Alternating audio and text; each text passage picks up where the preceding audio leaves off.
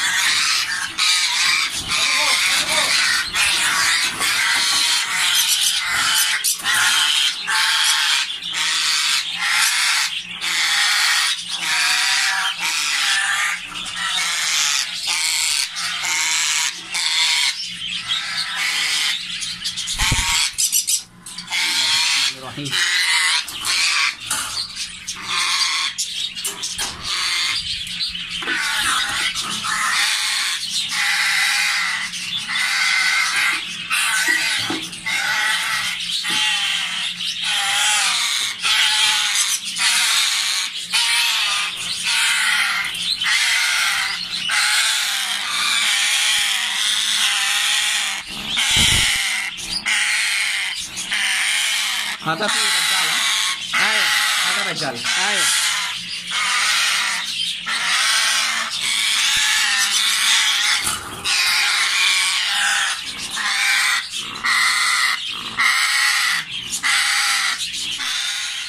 ये काम कौन सा?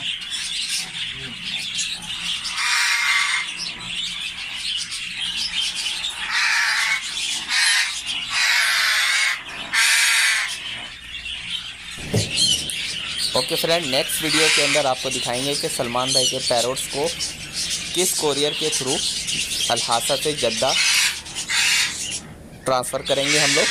और वीडियो अच्छी लगे तो लाइक शेयर और कमेंट ज़रूर कीजिएगा।